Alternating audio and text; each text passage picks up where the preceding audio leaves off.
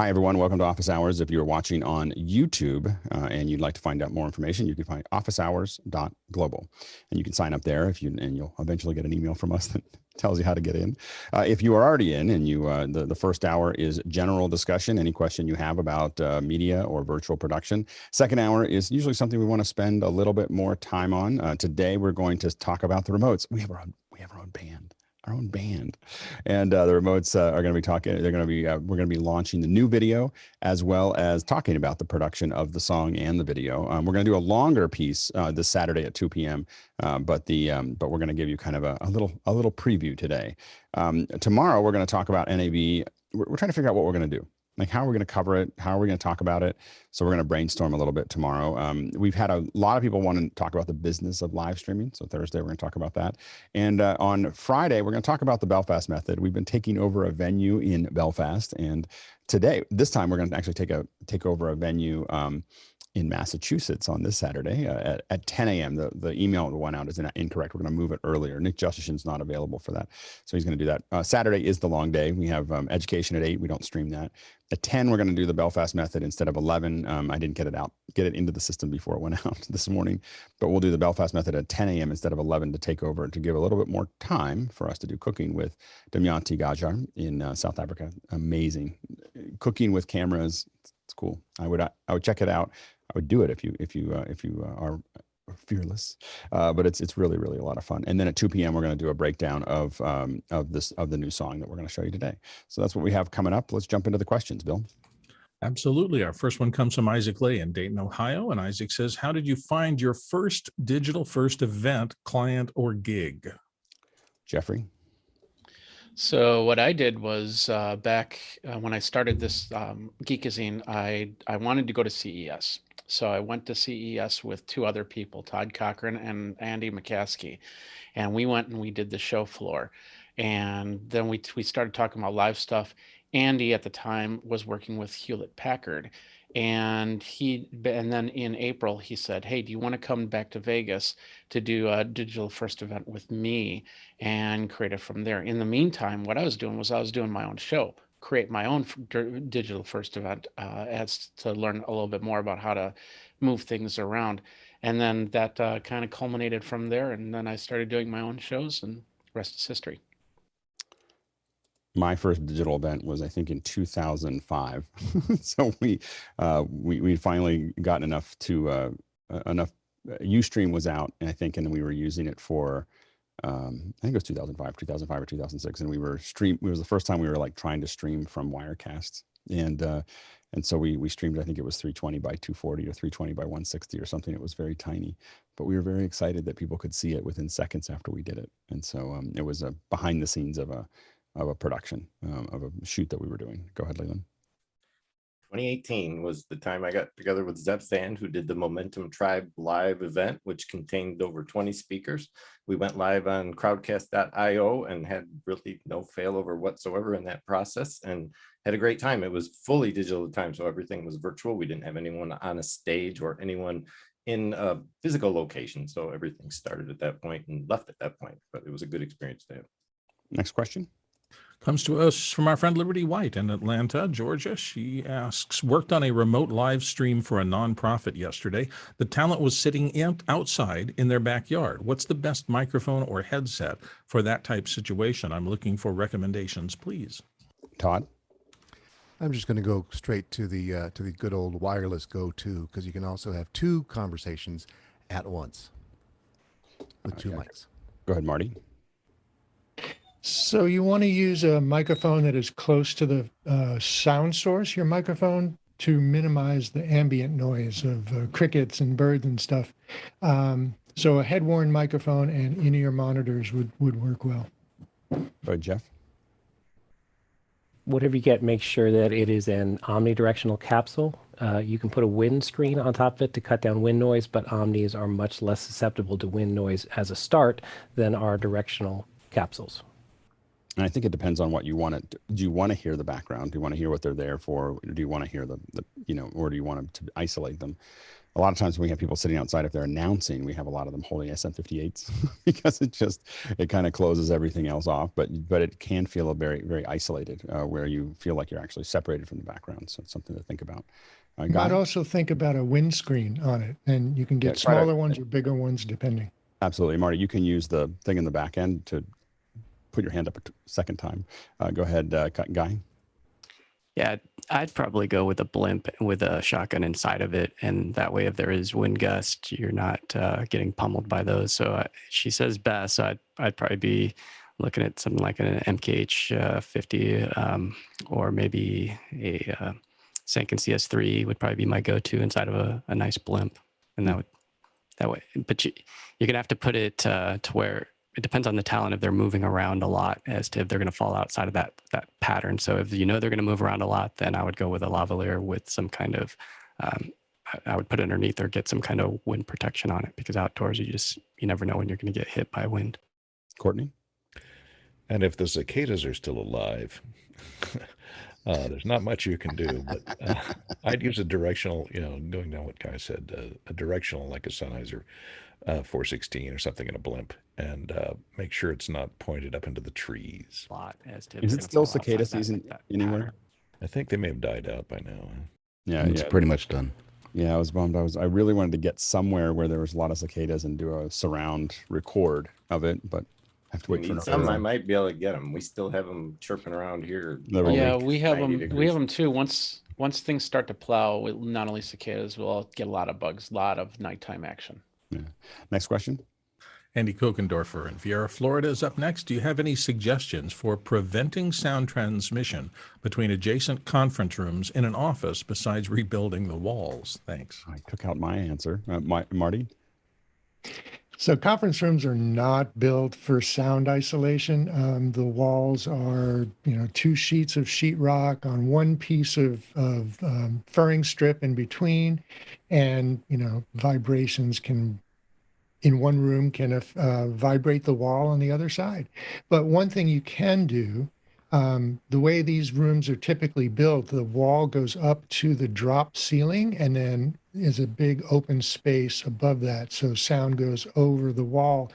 You can put insulation batting over the wall on above the ceiling tiles, and that will cut down a lot of that transmission. But you've got to do it in a really broad space.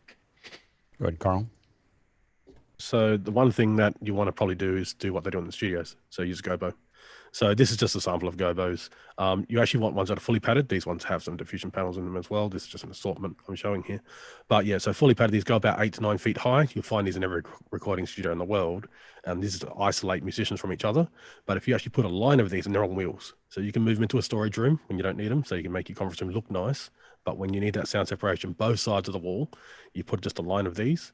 And that essentially you now have a recording studio baffling up one end of your room, or 2 ends of your room for both rooms. It diffuses the audio, but it doesn't necessarily isolate it from one to the other that effectively. No, diffusion is the wooden ones. The colored panels are the absorption ones. So I'm saying do a full panel of absorption. You're right, there are 2 versions.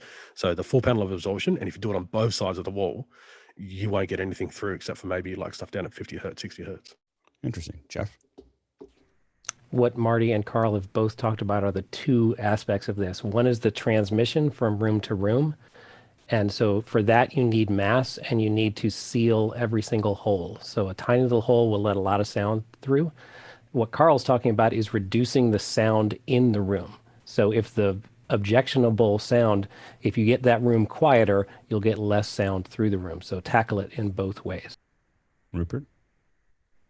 Marty actually covered the point I was going to raise about the suspended ceiling. I've certainly seen and heard that being a problem a lot of times.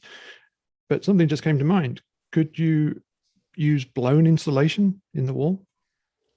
I have seen people do that. I mean, to use blown insulation to try to reduce it. And that has worked. I was staying away from the rebuilding of the walls, but blown insulation might work. There are quite a few folks that we've worked with that during COVID started rebuilding their conference rooms. Like they literally were tearing them apart and putting them back together because they had time and they had nobody else in there, and they were able to start isolating them, getting ready for the next generation of what it's companies that have decided that remote is probably going to be more important. So they had to one of the things they did is started rebuilding the conference rooms, or some of them, not all of them. They pick ones because they're going to have to, the complaints now over the echo in the conference room become intense when a lot more people are not in the conference room. So, there's been a lot of rethinking of the construction. Go ahead, Courtney. Everybody covered most everything. The only thing I could suggest is if it has a built-in PA in with the ceiling mounted speakers, disconnect that and use freestanding speakers that are isolated, that are on something that is sound absorbent, so it's not going to transmit low frequencies through the floor or through the walls, and keep the PA at a low to reasonable level to prevent contact transmission to the other room, because a lot of conference rooms just have those accordion doors that close between them, and those are the worst. Yeah, go ahead, Chris. Yeah, Edit 1 at Slice is on the ground floor of a busy road, and we hung Rose brand theatrical very heavy curtains between the road and the edit suite, and it made it very comfortable to work in there, and they look nice. I wonder if you could have curtains that you draw on the front wall, maybe behind the screen. It's a possibility. They absorb a lot of sound. Go ahead, Peter. Yeah, I mean, it kind of depends. The treatment that you would apply depends on what the noise pollution frequency is and what the source is. So if it's, speech frequencies, then a surface treatment will be effective. If it's, lower frequencies or bass, then that's a little more of a complex problem, and things like filling the walls with blow-in insulation or things like that come into play. But anything you can do to treat the surfaces of the walls will be an improvement, most likely. Next question. Moving on to John Foltz of Selinsgrove, Pennsylvania. And John says, is there any update on the StreamDeck fraud from Amazon? He placed an order and says, oops, so far the shipping label is not even printed. Anybody have any ideas on what he can do? Go ahead, Chris. The great StreamDeck fiasco of 2021. I think we sold probably about 50 of them, and most of them were canceled. I decided to wait it out. When I followed the tracking, mine says shipped, but I think shipped is a euphemism for label was printed.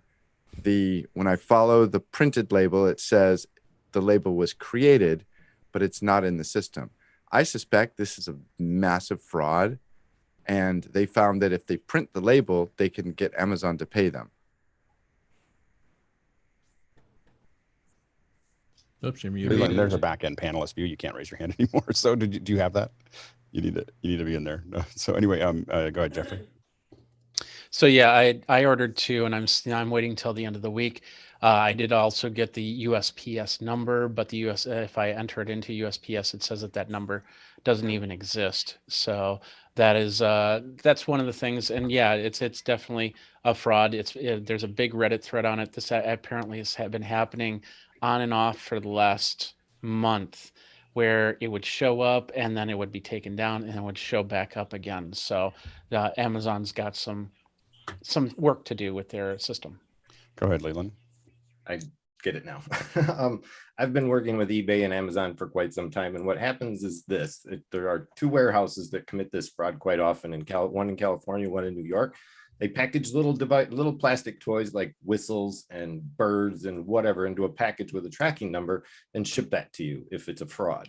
You may receive that package any day now if you have a tracking number that's actually running and showing that it's moving along its course. If you don't, you could probably contact Amazon already. I left the thread to Reddit in the Mukana chat. We have found that they have already removed the contact information from that seller, which will normally trigger Amazon to give you a refund near immediately. So all you have to do is request that refund and you should get your money back. It is a fraud. It is not a true deal. Go ahead, Marty.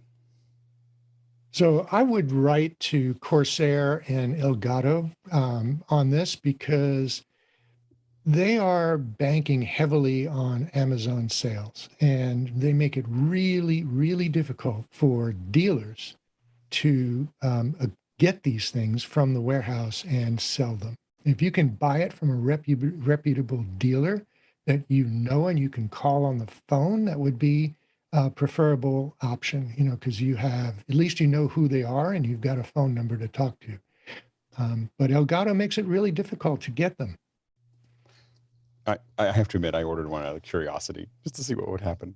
And I'm in the same place where I have a USPS number that says the label has been printed, but it's not on the system. So I may take it a little further and see what happens. All right, next question.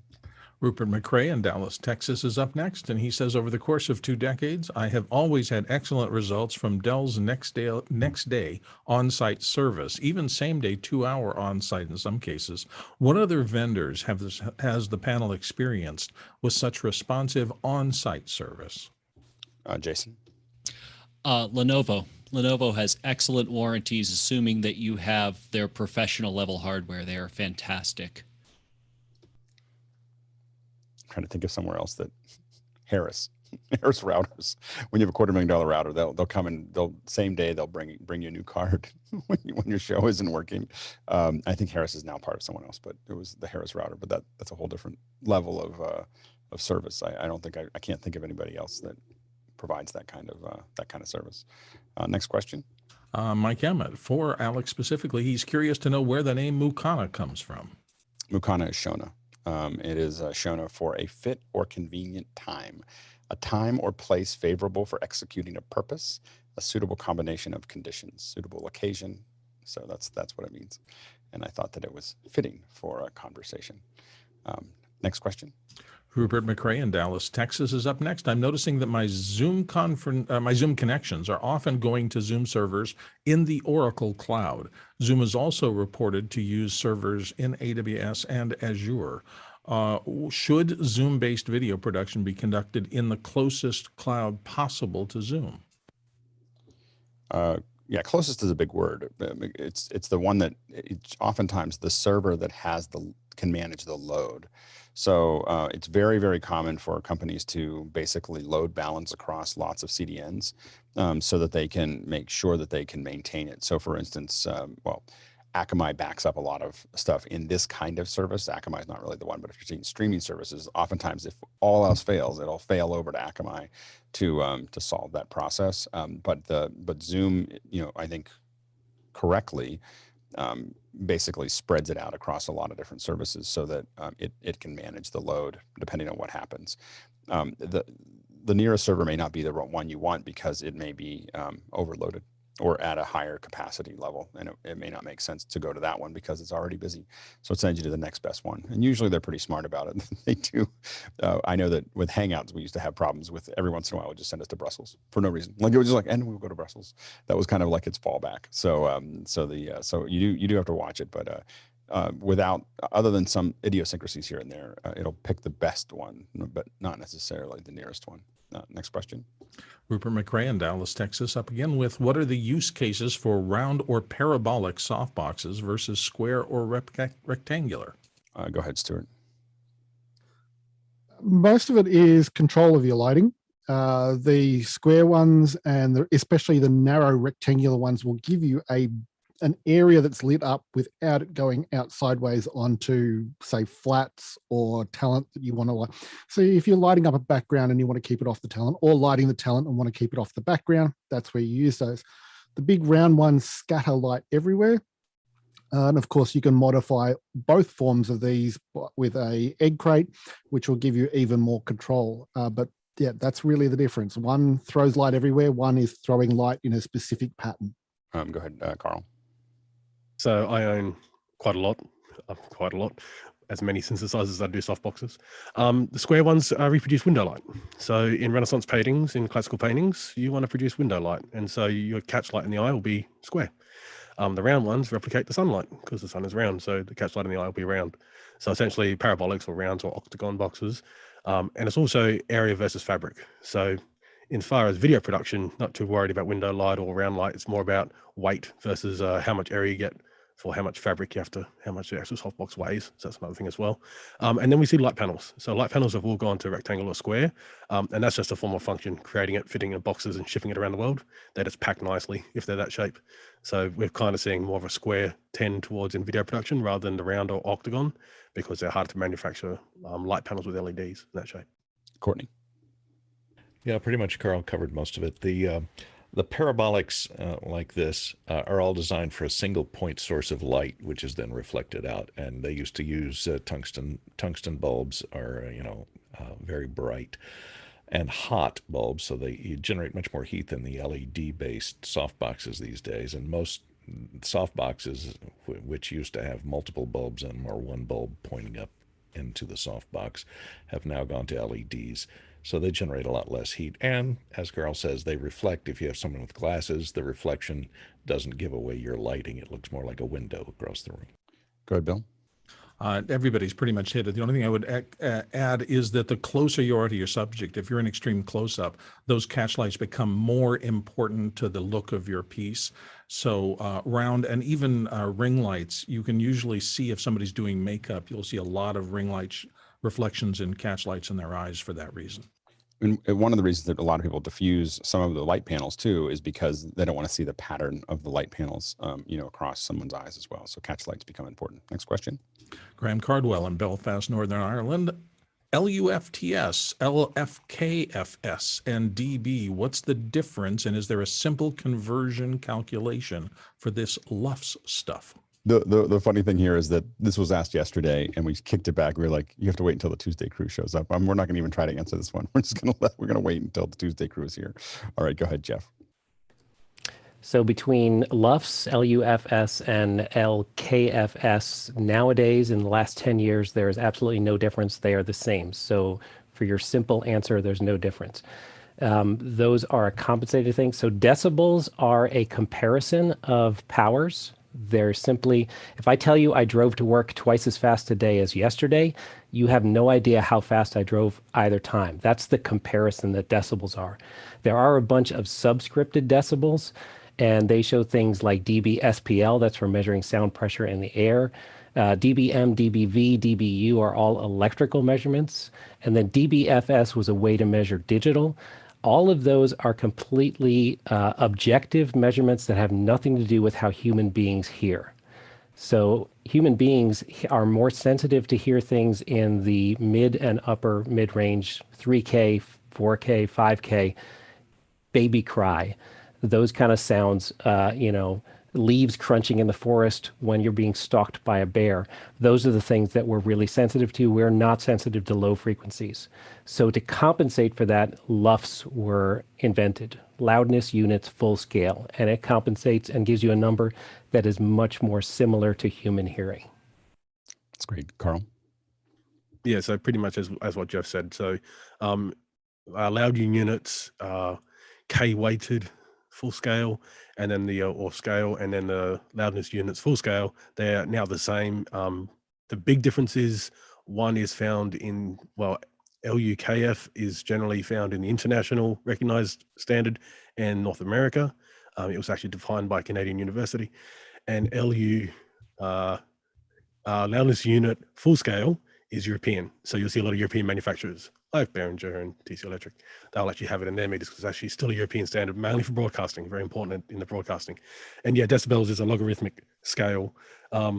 It's created by Bell Electronics or Bell Telephone System. They came up with it. Decibel is just a tenth of that.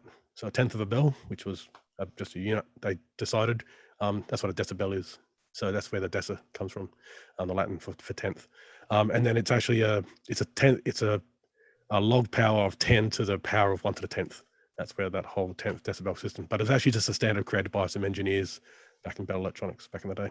Someone rang, just imagine someone rang a bell and they said, okay, that's a bell. We're just going to call it a bell. Go ahead, Marty.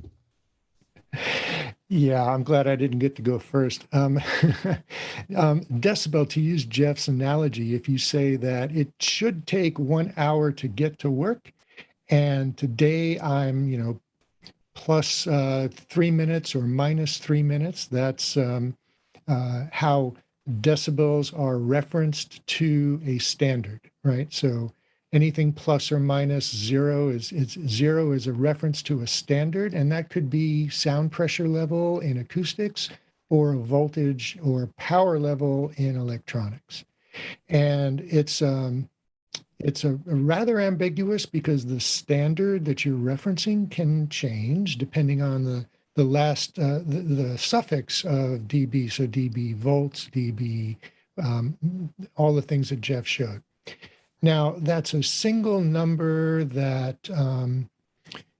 has some meaning, but can be shown completely different depending on the program material. So you can have the same impression of loudness with speech or with music, but because the energy content is so different, the numbers will be different. So they developed the LUFTS system to give a much more comprehensive set of numbers to give you much more information about the sound. We have more information, but you know, if you listen to your TV, you'll notice that we still don't agree on what it should actually be, even though we know what it is. So, right, and that's why different streaming platforms have their own LUFTS target, right? But LUFTS gives you not just it gives you a number that represents loudness, but it also gives you numbers that represent dynamic range or compression. Right. And so much more information. But one of the interesting things is that the LUFTS, because it's this average or weighted, it is different. Like if you're listening to something with music, that is very different than a spoken word process, where the peaks can actually be much louder in a spoken word and have the same LUFTS as music that is at a lower level. And so that's one of the challenges that I know a lot of folks that I work with. Well, and that's within the LUFTS set of numbers, there's a short-term number, a long-term number, and a very short-term number, like peaks. Yep. And so all of that information together, rather than one single number, gives you a much better idea of the perceived loudness and energy within a signal. Stuart and Jeff, real quick. Just two little addendums. Yep. Yeah, they're quick. Firstly, dB is a logarithmic scale. So using the car analogy, if somebody said you drove 3 dB faster, you got there in half the time. So an hour yesterday is half an hour today, and we won't go into the power requirements for that. The other thing is decibels were named by Bell Labs, but they weren't named after Bell Labs. They were named after Alexander Graham Bell in reference to all of his work before. And of course, he is who founded Bell Labs.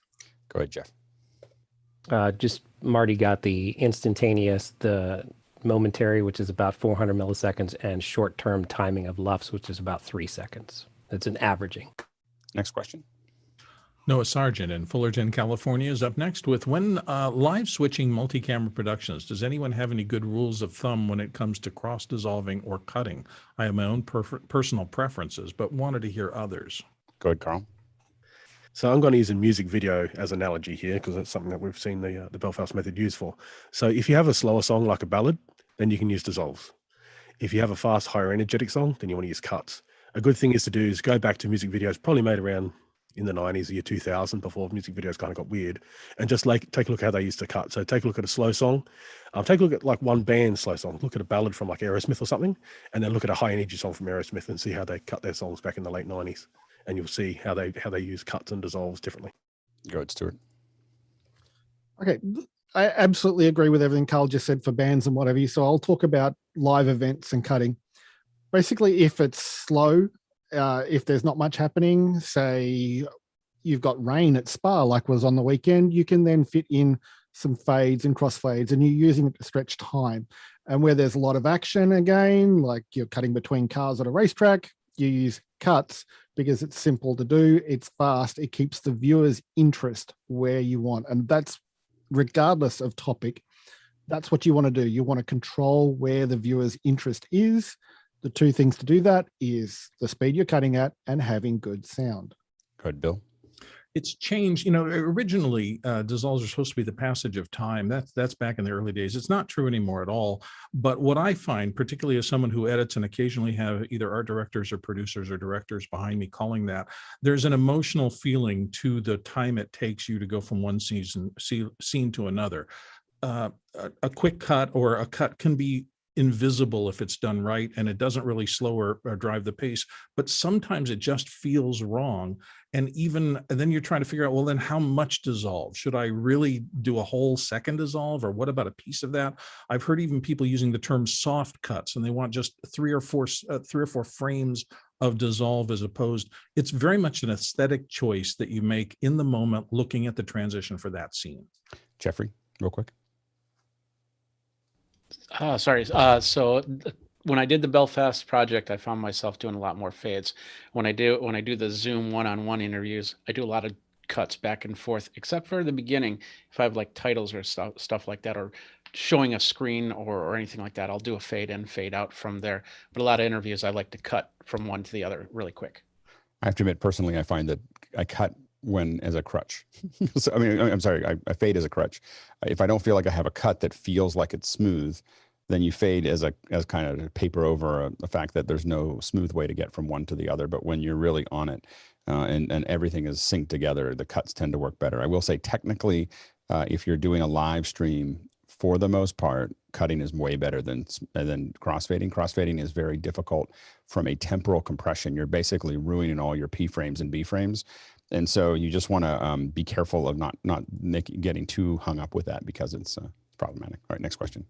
James Babbitt in San Diego, if you could recommend a pair of headphones that have a boom microphone, maybe the DPA 4288 core on office hours, is using a separate microphone and ear monitors preferred. Go ahead, Peter. Yeah, there's really one manufacturer that's implementing DPA mics into headphones, and it's this guy in Burbank called In-House Sound. And basically what you do is you buy an Ultimate Ears molded, in your monitor set, and then he modifies them with a magnet, and it's really slick. A lot of professionals use them. They're pretty expensive, but it's like kind of the thing to do if you're in front of clients and, in front of camera and things like that. And then if you want over the ear, both Sennheiser and Shure make a plethora of models that have, and you can get them in stereo, and they have pretty good sounding mics. And that's more of like a broadcast kind of sportscaster kind of setup. And James pointed out that there is a DPA that now does it. It's relatively new, the 4288. I haven't tested them yet, but they look like they're very similar to the 4066, except that it's got the in-ears built in. You can have one ear or both ears inserted. I prefer them separate because I want to pick I might change what I'm using.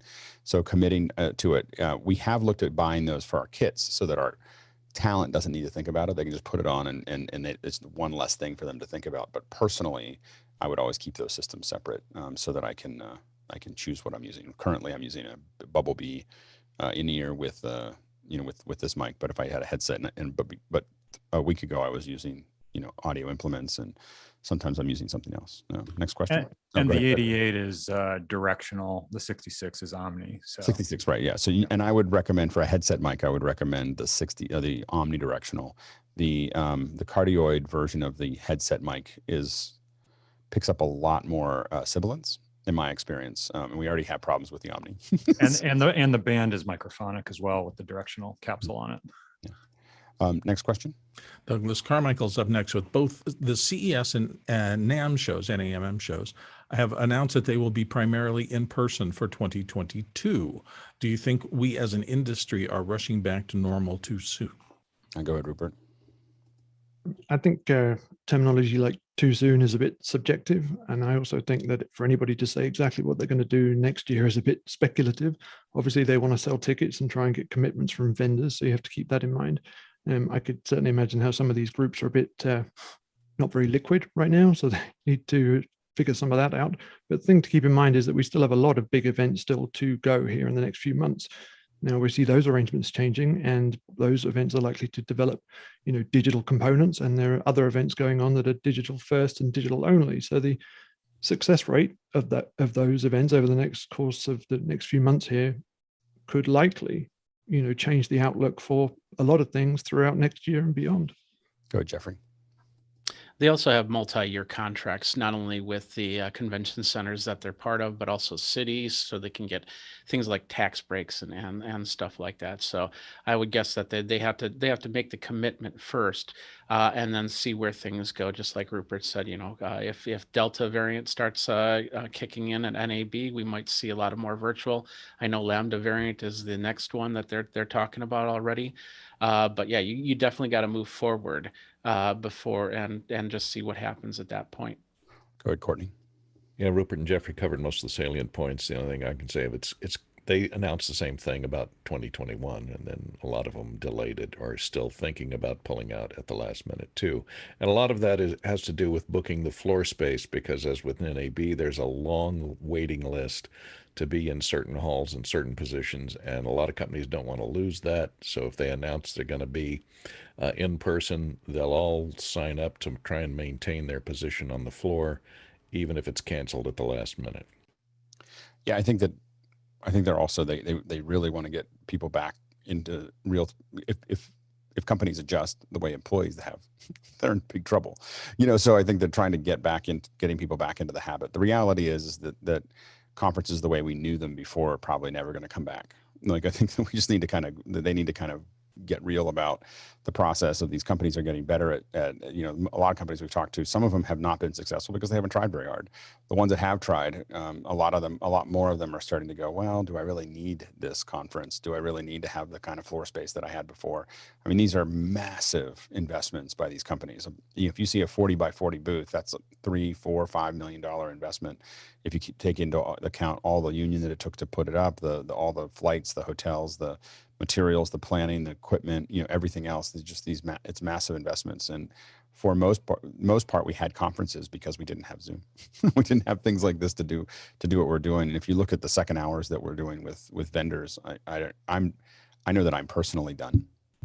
Like I'm not, I'd like to use those as places for us to get content, but I'm not going to any more of these. Next question.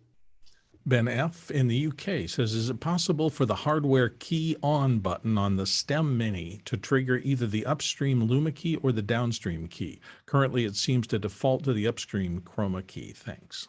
Go ahead, Jason. I'm going to assume he means ATEM Mini because I've never heard of a STEM Mini.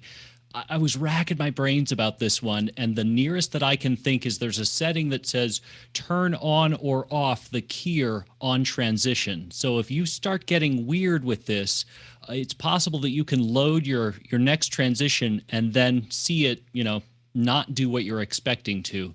Other than that, I think the key on is an upstream. I don't think there's any way to change it. Where it's different is in the extreme. So I'm assuming that what you're talking about is the 4-channel. The smaller Mini. In the extreme, we have macros, and so like there are 6 macro buttons that I use a lot. So but I think that it is very limited in what it does on the smaller Mini. Next question comes from the 7th Scroll in Brooklyn, New York. Hi guys. Alex, by chance, would you have an update on the Monoprice 8x8 matrix? I'm so close now. Everything's all plugged in. I misplaced the power supply. I tore everything apart. I got this 2600 that I put in, and I had to take a whole bunch of stuff out to fit the 2600 and the X32 that I just put into this one section, and I couldn't figure it out where it is. But I have everything plugged in and routed, and now I just have to play it. So if you ask by the end of the week, I'll have it figured out, because I literally have it all, like everything's been wired into the 8x8. So if it doesn't work, it's been a lot of planning for nothing. So anyway, but I just moved it over to a new section, and then I've been digging through my little jungle to figure out what I did with that power supply. So ask me at the end of the week, and I'll tell you how it's working, or I'll show you, because I'll have it all tied together. It's actually, I think it's going to work pretty well. I've been working on the layout of it. This is the, hold on, let's see if I might even have it quickly available here. This is, just to give you a sense of what one of the things I had to do was lay it out. So I went into, there's no reason I had to do this in OmniGraffle, but I did anyway. So,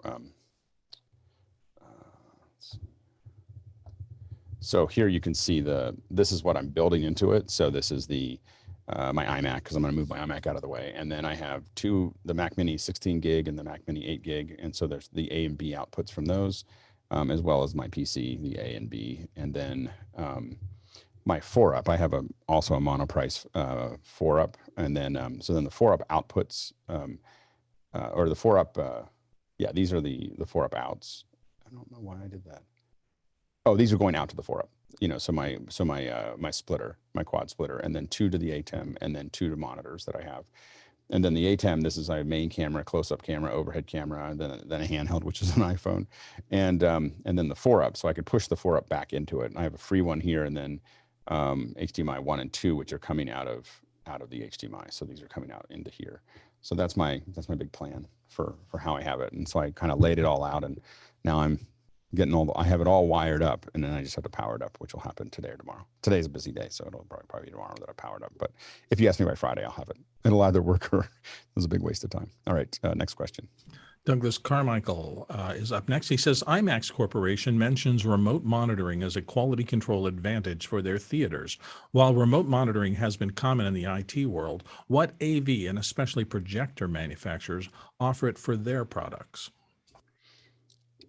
I don't know what that means as far as remote monitoring goes. It may be just looking at whether the picture is coming out. I don't know whether they're really managing, how much detail they're managing at every theater. I would think that it would be useful for theaters to have some idea of, is the picture playing, what is the general, loudness, what is the, there's definitely some stuff that would be really interesting for them to measure and be able to have alerts and so on and so forth. But I don't know what IMAX does there. Next question. Next one comes in from Courtney Gooden in Hollywood here in the panel. Has anybody used the Quicklink Box as a portable remote contribution? If so, any problems? And do you know what outputs are available? Oh, the Quicklink Box that I've used, I'm assuming this is the Skype TX contribution box. This is one of the Skype TX partners, at least the one that I used. So unless they built something different. I have had some folks talk about it recently. Let's see, I'm just looking at it real quickly to make sure. But the one that we tested was a this is an all-in-one.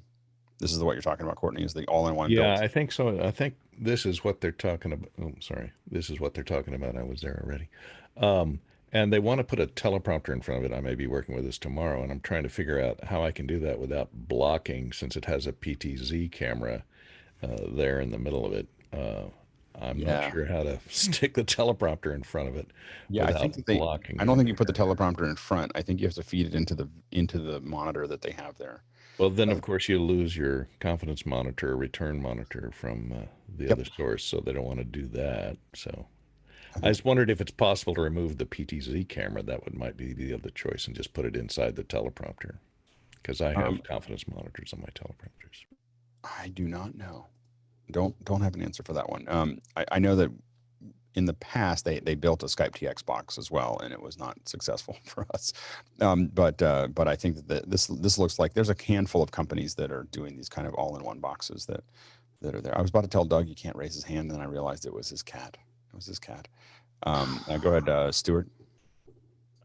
Yeah, Courtney, I'm just wondering if like you've got a half width rack unit, like three high, that you could use as a support for a regular teleprompter, like you would have for mobile phone size or for logging, like what we would have for doing what we're doing right now, rather than using a full-size teleprompter, because that looks like it's just a regular width computer case that everything's built into. So that's about the same sort of size. I think it's a box that it has the PTZ there in the middle of it, and then the control box in the bottom and the monitor on the top. And the solution I proposed is just put an 8-inch prompter monitor right underneath the lens of the PTZ. That's a good solution, so that way, they've got their return feed, and it doesn't matter if I block the audio input things on the bottom there, because you don't have to look at those. Go ahead, Leland. Yeah, I was just going to recommend, if that's a controllable multi-view feed that's coming out, or if it's just a confidence of the camera, would depend. Maybe you could do an overlay on top of that keyed out of the text for the teleprompter. Yeah, you could probably put a switched output into it. That might be one way to, kind of give them a little bit of both. Yeah, now I'm not sure what they break out on the back of the box. Right. I looked at the back of the box, and they had a picture of it and had a DVI out as the only output. Oh no! Okay. Hey, we're going to go into speed round, which means I'm going to stop. Whatever hands are up right now are the ones we're going to use. Go ahead. Next question. Danny Law in Malaysia is up next with, I'm looking at the Flow 8. Does it have mix minus features, as I don't see it mentioned in the product page? Go ahead, Karl. Yeah, it sure does. So there's one return to you. So you get one mix minus for yourself, and you can give 2 mix minuses out to other people. So essentially up the top right-hand corner, you've got your 2 main outs. Underneath those, you have 2 separate outs, which are monitors, which have complete different mixes. So you can actually have a completely separate mix out of, well, you can have 3 separate mixes completely. So 1 to you and 2 to other people. Next question. Vienna in Australia says, in terms of sound quality and optimizing longevity of equipment, how does plugging a Polsen earset mic into an ATEM compared with plugging it into a microphone lead going into an audio interface? Go ahead, Jason. It shouldn't make much of a difference for the Polsen. It should absolutely make a difference for a higher quality mic. Go ahead, Rupert. Just in terms of like longevity and looking after your equipment, the risk you have is, if you're plugging short leads into whatever device, the risk is you getting up and pulling everything, either your ear off or the equipment off the desk. So the strain relief is pretty important if you want to look after your equipment. Having said that, you obviously want to be careful of not extending things too far. Next question. Jason Sipe in Murrieta, California. Has anyone found a capture card that does 4K at 120 frames per second? We found capture cards at 4K or at 120, but not both, asking for a few of my professional gamer pals. Go ahead, Karl. It definitely is one. So the 8K Pro. So it'll be a dual link to do 4K 120. This can do quad link as well for 8K 60. But yeah, so for 4K 120, you just do a dual link into this. So if you'll need a graphics card that can actually do dual link out, which they probably will if they can output 4K 120. But yeah, this is how you would do it. And this can go in. So, and this supports nearly every standard there is, pretty much up to 8K 60. Yeah. Next question. Stuart Fairweather in Melbourne says, Facebook owning WhatsApp. Has anyone started getting spam, scam DMs since the takeover? They're really easy to prank with comedy replies. Go ahead, Rupert. Like just in general terms, I've found that the people who reply in any way to any kind of spam ultimately end up getting more spam. Maybe not through the same platform, maybe not through the same channels, but I know it's fun to play with these things, but ultimately you're just telling them that there is somebody real at the end of that pipe, and you're just going to get more stuff by doing that. Yep. Next question.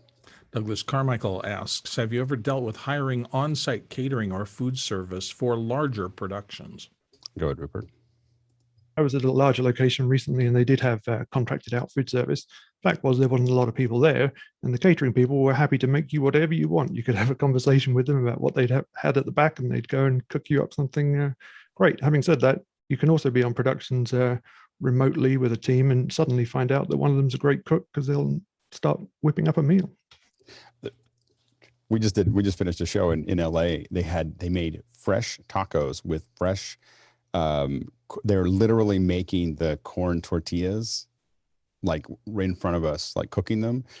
The best. It was the best. Like it was, and you measure, the one thing I will say is that you measure the quality of a production oftentimes by the catering. Like they'll say, you can get people to volunteer for your little film production if you want to do a weekend film production, but you still feed them. You don't have to pay them, but you have to feed them. So make sure that you feed everybody well. Go ahead, Courtney. And if you're using a hotel as your location, their banquet room or whatever to host a lot of times hotels have in their contracts, if you're going to lease their banquet room, they have to provide all the food catering for the event, and you will not be able to bring in an outside caterer. And holy smokes, they'll charge you, it'll be like $50, $75, $100 a head for one meal. Like it is, once they've got you in the hole, they've got you in the hole. So yeah, next question. Graham Cardwell in Belfast, Northern Ireland is next. Alex just mentioned P frames and B frames in the context of dissolves and cuts. What are they? Go ahead, Karl. So with the framings, you've got iframes, P frames, B. Iframes are the index frame. Think of it like a JPEG. P frame means this is a frame that can look at the frame before. So that'll usually come after a iframe. And a B frame can look both directions. So it can actually be the frame before an index frame. So it can look both ways. It can look either the frame before or the frame after. So B stands for both ways, before or after. P stands for previous frame, and I is your index frame, and that's like a JPEG.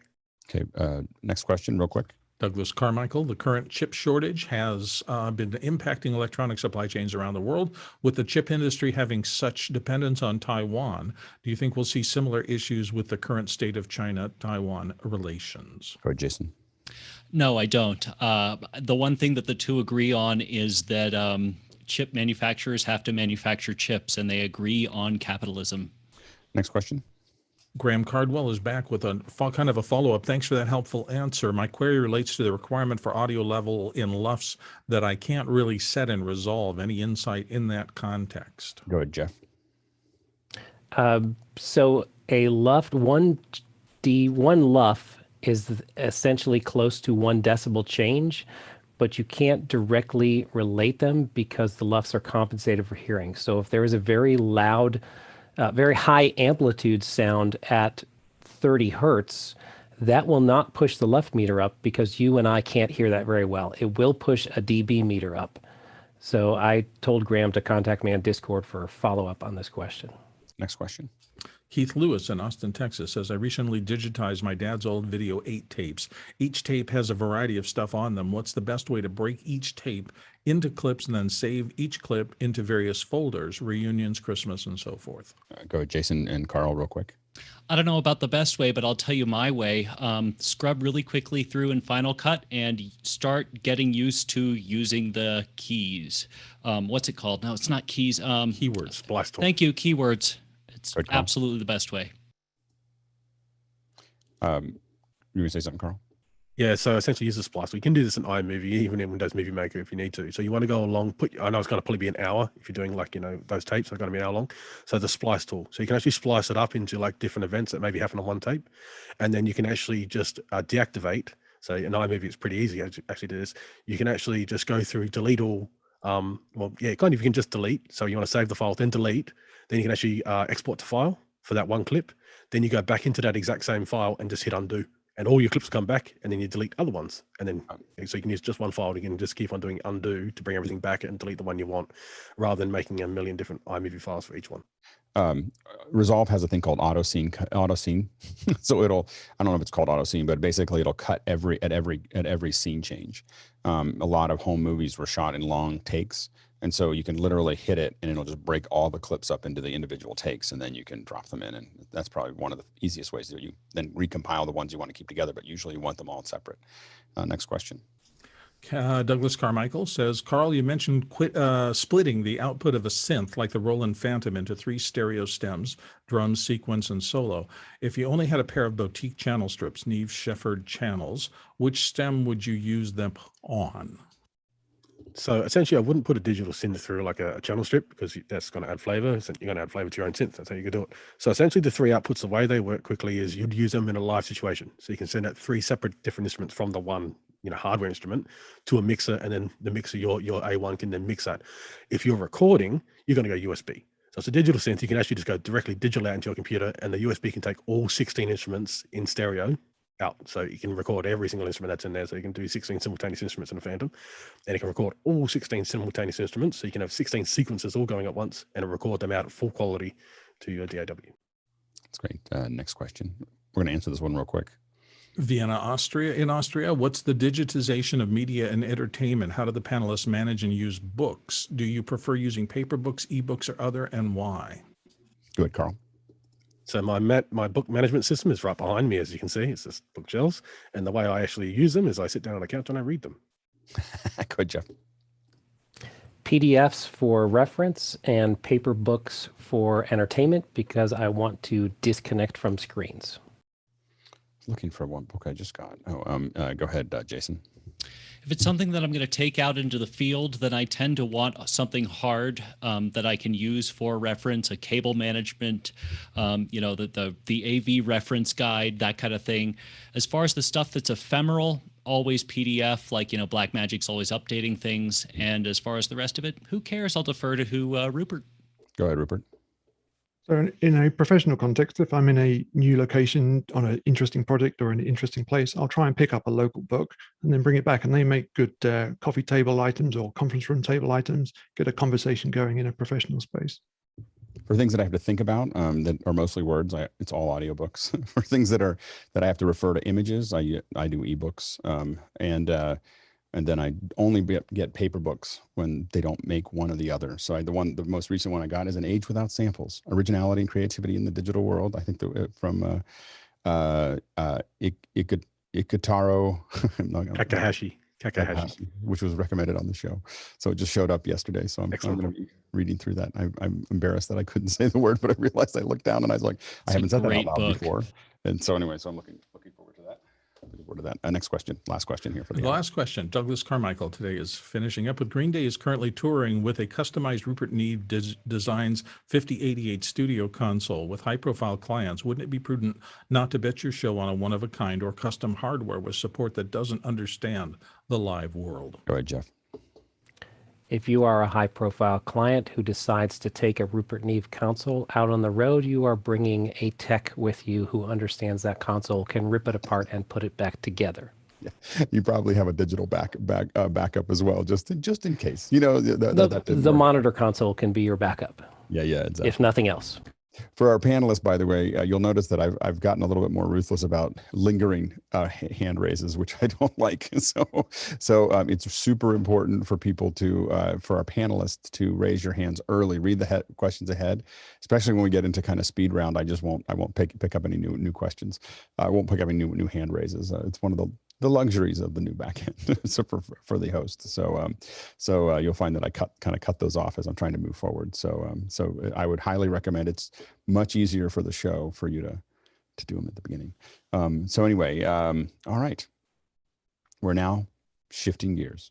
So we have the remotes are back. A lot of them are here in the panel, and it's really, really exciting. This is I just think it's amazing that we have our own band. Like and again, it's amazing that you guys, men and women, get together and make music together all over the world. Do you guys want to give us a breakdown of what happened? Who wants to start? Sure, I can do some of that. Victor should start.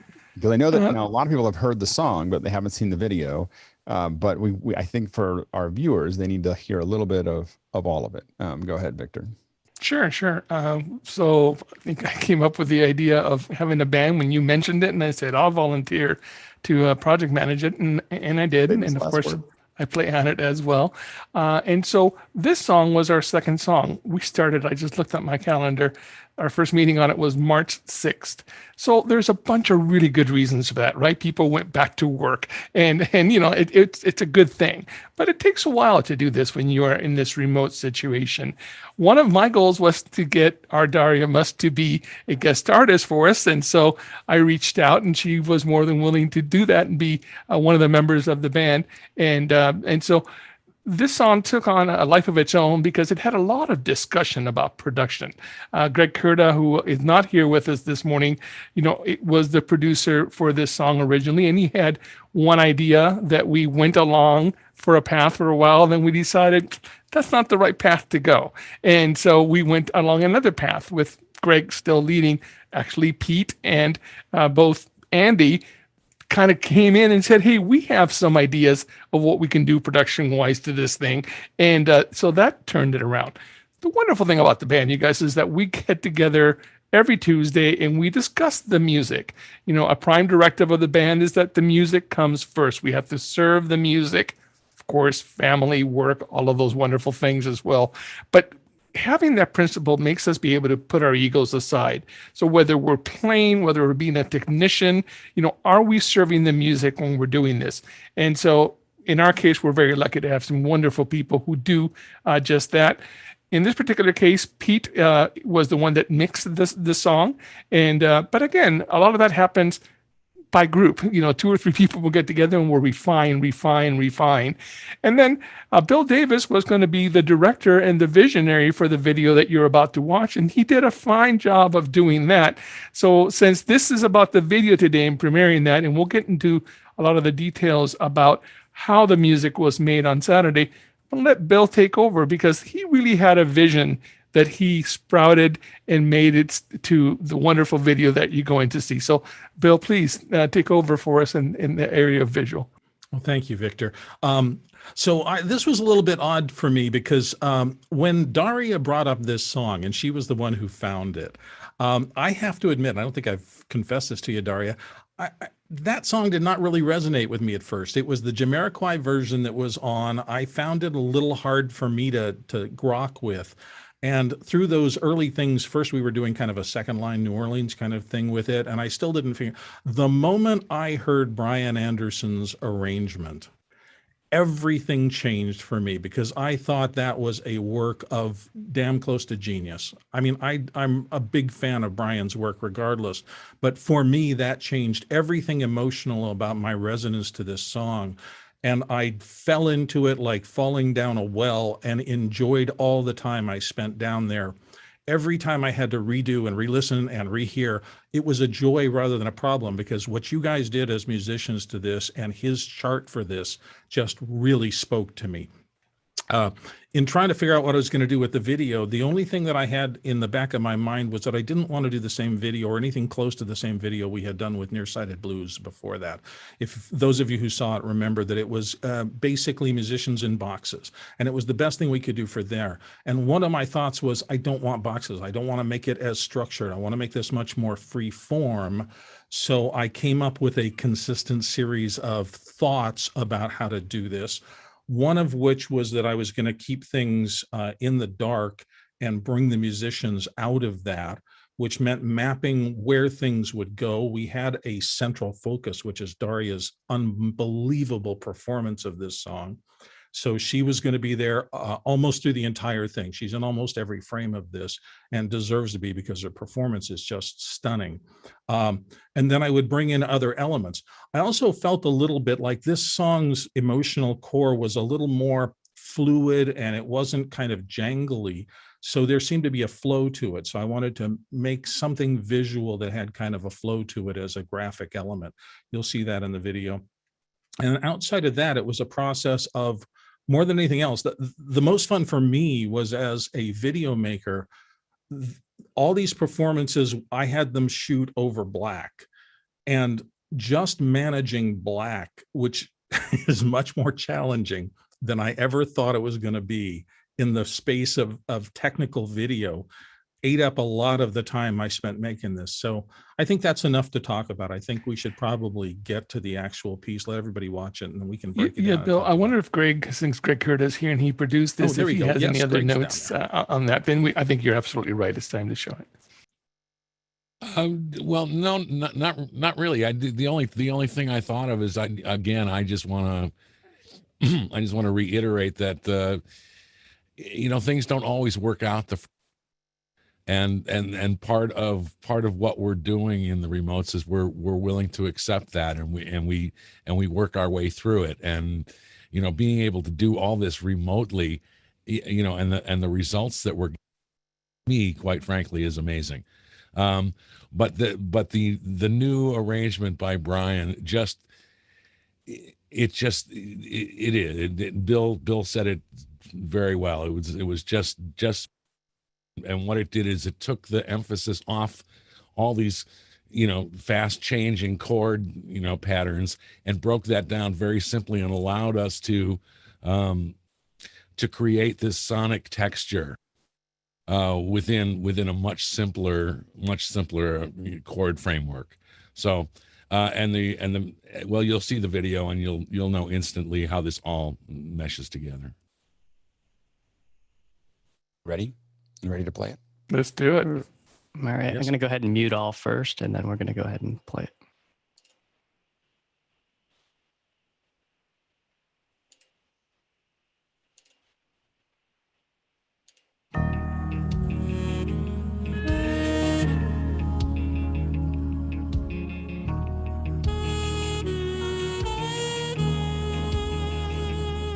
It's a world that man can eat at all, where things are big that shouldn't be small.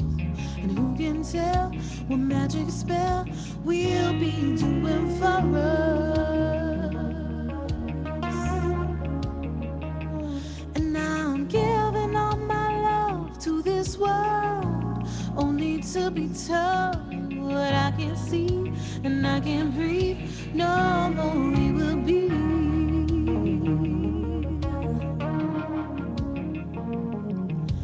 Nothing's gonna change the way we live, 'cause we can always take but never give, and everything is changing for the worse. See, it's a crazy world we're living in, And I just can't see that half of us immersed in sin is all we have to give for futures made out of virtual insanity. Now ours seem to be governed by this love we have, or useless twisting a new technology. For now there is no sound, for we all live underground.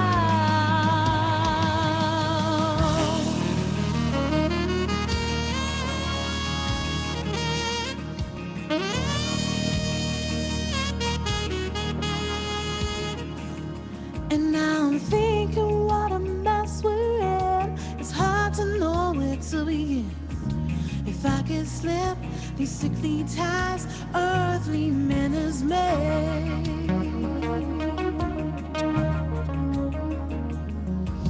and now every mother can choose the color of a child. That's not nature's way.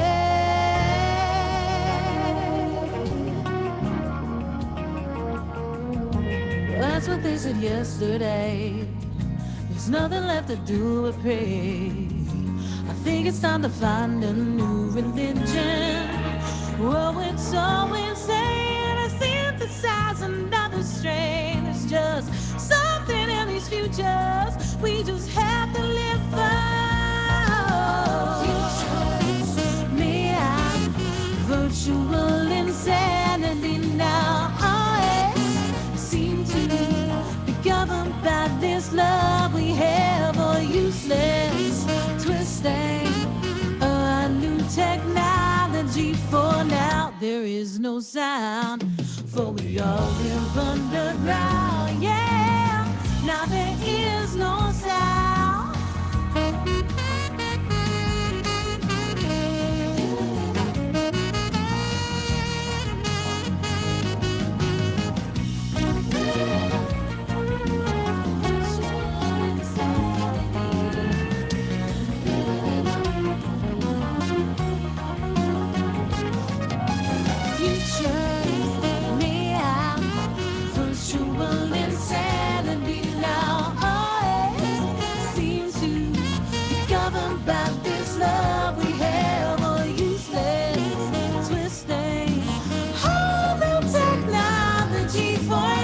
There is no sound.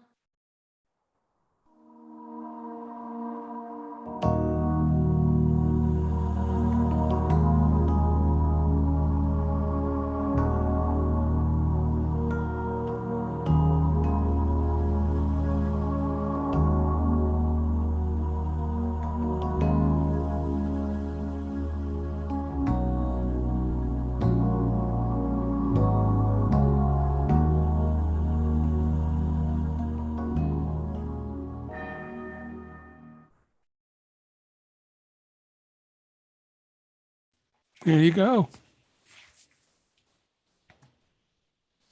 That's really great. Well done. Yeah, well done, everybody. Fantastic. Did you want to add anything before we jump to the questions, Bill, about the video? Can't hear you, Bill. That's right. I forgot there was a mute all done. I wanted to just thank everybody, because this was under the most difficult circumstances. You can imagine we're all locked down. So anytime that you want to try to get any consistency out of a performance or something like that, we're working remotely across Zoom or something like that. And I would just like to thank everybody for being so cooperative. I mean, I was literally sending around, here's the way I would like you to be pointed, and here's the way I would like you to light things. And we talked to everybody. I had more people running to their kitchens to get tin foil so that they could create snoots for their lights, so that we could try to get some consistency in the look of the individual shot, because we never know what kind of equipment, if any, anybody is going to have. And so it was that sense of camaraderie and everybody pitching together to try to make things as cohesive as we could under this. That was the most fun for me. Since Bill is I'll take over questions for a little bit, since Bill is going to be answering some of those. But also, if if anyone else wants to go ahead and use the back end, if anyone for this, we'll just raise your hand if you, it'll be easier since what we're managing here. So anyway, so Michael Sweeney from Bartlett, Illinois says, can Bill reveal the trickery he applied to the drummer that most would never notice? Hint, I am not left-handed. Yeah. So the order that things came in had to do something with how I had to treat them. And I sent out, and I don't know if I can pull them up. I might be able to pull up in a second, what I sent out to everybody in terms of their shoot. And the reason I think it was important is that I tried to get everybody kind of a little bit on the same page. Here we go. Let me see if I can punch that up. There we go. So I sent everybody a list of 3 pages. And what I wanted to do was give them how you should approach the camera. So you'll see that those 3/4 profile shots, I wanted to make sure that all the musicians were stage right, camera left, looking the other direction, because I wanted to reserve Daria on stage left, camera right, looking across into them. That would keep everybody focused on the center. In the case of some of our later things, and Mike put in a couple of drum things, but then also he got pretty late in things, and his stuff came in the first group, and Mike worked really hard on this, and Mike put in, I think he gave me 4 or 5 different video runs through. The first a couple were high key with a lot of brightness. And as you can see from the video I found I was trying to make, I really couldn't incorporate that really bright high key stuff into this dark, moody thing that I was trying to build, so that he came back and did some more at the end. And the way that was shot coming in at the last minute, it felt better if it was flipped. And that's one of the techniques we have as video makers, to be able to say, I want the screen direction and I want it to feel comfortable that this sits in the shots before and after it. So I just had to flip that. Go ahead, Brian. Oh, what's funny about that is that Mike, when he shot the drums the second time, used a friend's drum kit who is a left-handed drummer. So Mike had to play it the opposite direction. So the fact that Bill switched it made him kind of look right, but things were in the wrong place. Anyway. Very good. I didn't know any of that. That's interesting. Next question is from Jeff Francis from Columbia, South Carolina. How did you achieve the consistent look between various members' videos?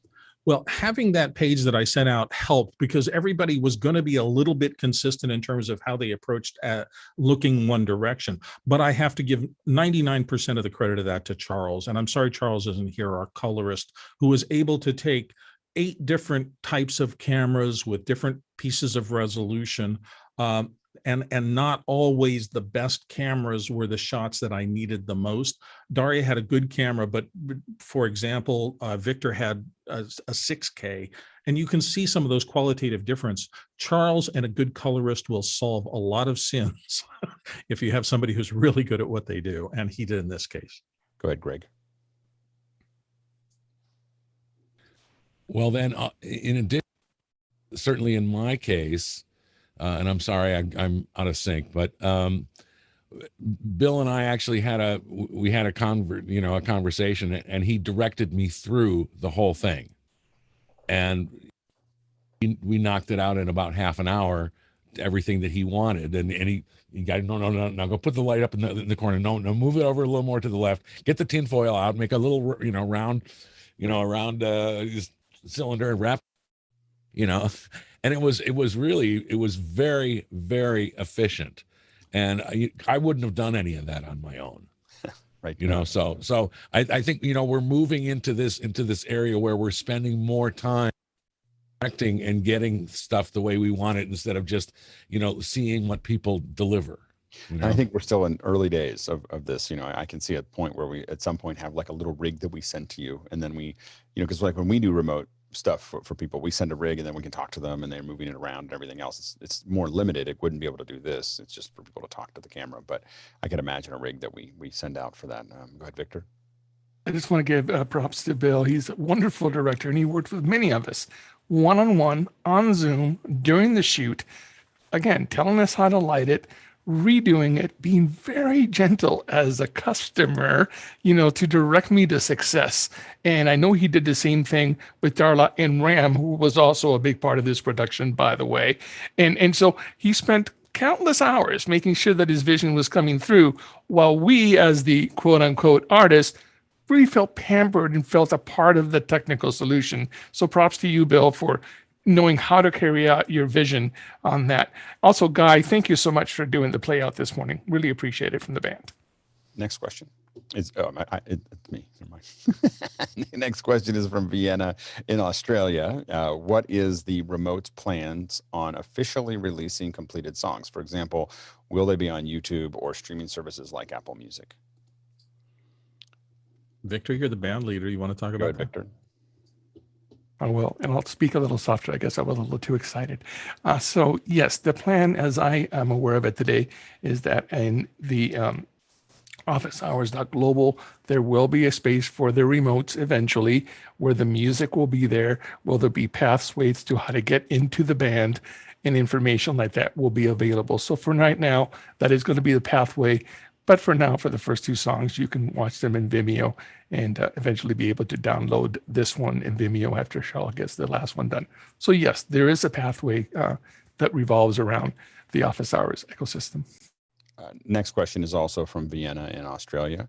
What have the remote's members learned about music and production since joining the band? Go ahead, Andrew. Oh, me. Andy.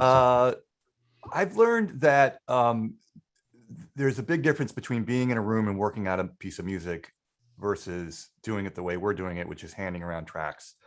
And the biggest difference is that how quickly you can do things. It's just a lot slower in the methodology we're currently using to just come up with a guide track, and then we add our parts and so forth and so on. And what it means is that if we are heading in the wrong direction on a song, it's like steering a ship. It can take a while to turn it around. Mm-hmm. That's the biggest lesson that I've learned. And yeah, I think I'll just end with that. That's the biggest one for me. Go ahead, Greg. Oh, can you hear us, Greg? Sorry. No. Go ahead, Daria. Yeah, I just wanted to say that I think that doing a project with the remotes was the most perfect sort of coming to fruition of the experience of being on office hours and hanging out with you guys. It was bringing all of that into this personified real world situation where, I mean, I'm a singer and it was beautiful to be able to bring that to you guys, but I learned so much about music production. Like I had, people help me out on all sorts of stuff with that. But then Bill, I have to agree with Victor, like Bill, the hand holding, the directing, it was so amazing. I mean, he helped me build a black box studio inside my house and then directed me and two of my team to create this set and build the snoot and like grab little things that we had from the kitchen and all that stuff. And like he said, with an okay camera, but not the fanciest thing in the world, got something that was so cool. And now I know how to create like this 3-point lighting black box setup that I'm super excited to use in the future. And I was just thinking as we were doing it that like anybody who watches the show or is kind of like been on the sidelines or sort of coveting being a part of this little crew that we're all in, I would say jump on the next song, because even if you don't think you're musically inclined, like with the editing and the colorist work and all that stuff, this is the way to actually be a part of this team and learn stuff together. And I didn't expect to learn as much as I did. And like I'm saying, music production, video production, I came out with so much more than I feel like I gave. So I feel really grateful to everybody. The reciprocity was really, really beautiful and surprising. I have to jump in on this and say something. Daria is astonishing. And one of the things, it was so freeing as somebody who was going to edit her. And I knew I was going to mess with her image. But through the whole thing, I thought, even if I have to say something about virtual insanity by messing with her, her performance was so genius. And it reached my heart so much that no matter what I did to her, I knew that she would still command that screen. And it really makes it easier. It makes it easier when you have somebody who is that good doing the performance for you, because you can mess with it. You still won't cut away the fact that she's brilliantly talented. You're so sweet. I'm just going to jump in on the mutual love society here with Bill for 1 second, because people might not know about Bill that you are a brilliant director, my friend. Not just like the where to put the light and how to build a snoot out of the stuff from your kitchen, but he directed me emotionally through the song, you know, and like I had been the one that suggested the song, like everybody said, and so I actually loved the Jamiroquai version. That's something that is one of my favorite songs. So I came to it with this kind of bubbly, like fun, funky attitude, and then it kept evolving as the music evolved. But then I hadn't quite adjusted in my head. And Bill was like, whoa, wait, let's bring it into the moment that we're in the world. Let's, you know, darken it up a bit. Let's really think about what's happening. And I hit an emotional place in the moment with you and with the guys in the room that I didn't expect to find. That was really, it was really fun. It was really deep and beautiful. We were all kind of like, whoa, what happened? You know, it was a great moment. It's awesome. Jeff? So I learned kind of two things musically. Brian built an arrangement with synthesizers that kind of gave us a shape to play along to, and then we would replace tracks, and bass that I played was one of the first tracks to go in. And so part of what you have to do is when you're playing with a band, you feed off of each other. So this was, you had to imagine this final production and kind of play to what you thought the final production was going to be. And the second thing I learned was how really important time and accuracy of time to the metronome is, because again, you're not playing with musicians. You can't feel that groove. You've got to be really solid, and a lot of that will get tweaked a little bit in post-production, but boy, the more solid you can be in tracking, the better everything comes along. Go ahead, Victor. Well, I think one of the biggest things for me is that I've learned, you know, the flexibility of working in this kind of environment, that you have to build relationships. That can be a one-on-one relationship with another player that you're sharing parts with, like the guitarists with Dale and Andy. They've developed their own way. And so building those relationships becomes important, because the work is not easy. It may appear easy, but it's not. So you really have to be able to have this one-to-one relationship, as well as to one to a few, being able to talk to the arranger and see how your part fits in. And then there's the dynamic of just a big group of really talented people coming into a room. And guess what? They're a little bit opinionated, you know? And so you have to be able to, within that, give up. Say, okay, I'm going to let go of my expectation on this. As hard as that is for some of us who are artists, but when we do it, the music wins. And so that guiding principle of, are we serving the music, is what makes us be able to step inside and go, I don't care if my part ends up on the floor. Doesn't matter. It's in the building that the growth happens and that the relationship happens. And that's what I have found to be very true for this group. It's nothing easy about it, by the way. Yeah, Leland and then Greg.